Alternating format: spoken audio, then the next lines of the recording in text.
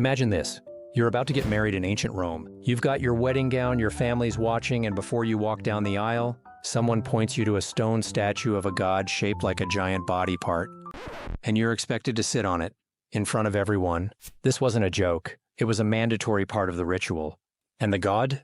His name was Mutunus Tutunus, the ancient Roman deity of, well, let's just say the male pipeline. But this weird tradition wasn't just about, it was about control, fear, and something even deeper that shaped Roman society at its core. And to understand how one of the weirdest gods in history actually made it into the mainstream, we have to go all the way back to the beginning of Rome itself. Wasn't some fringe local spirit.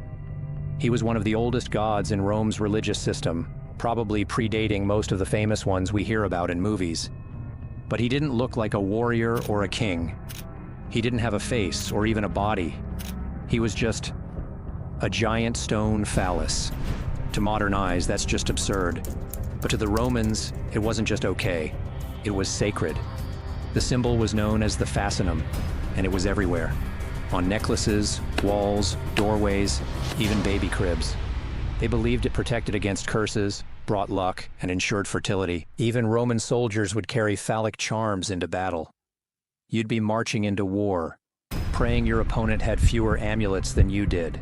And right at the center of all that belief was one divine package, Mutunus Tutunus. But his role in Roman society went far beyond charms and soldiers. Because if you were a bride, your marriage started with him, quite literally. Just before her wedding night, a Roman bride would be taken to Mutunus's shrine, not to pray, not to offer incense, but to take part in a physical ritual involving his statue.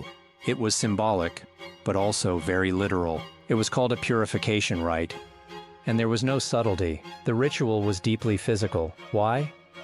Because in Roman culture, the bride wasn't becoming a wife through words or ceremony. She had to go through a symbolic initiation first, not metaphorically, not spiritually, but through direct interaction with the god's image.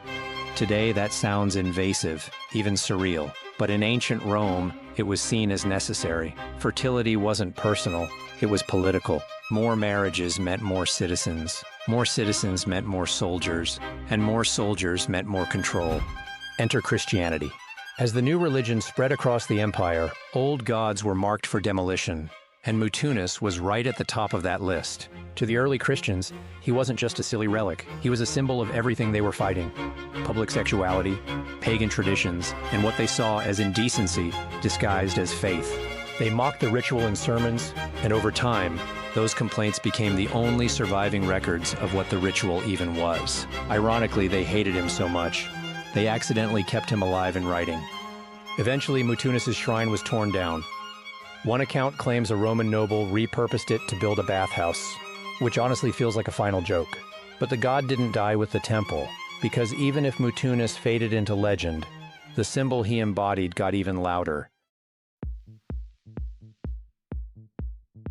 Some scholars now think Mutunus Tutunus may have started as a gag, an exaggerated fertility statue that accidentally got taken seriously over generations. So maybe Mutunus started as a joke.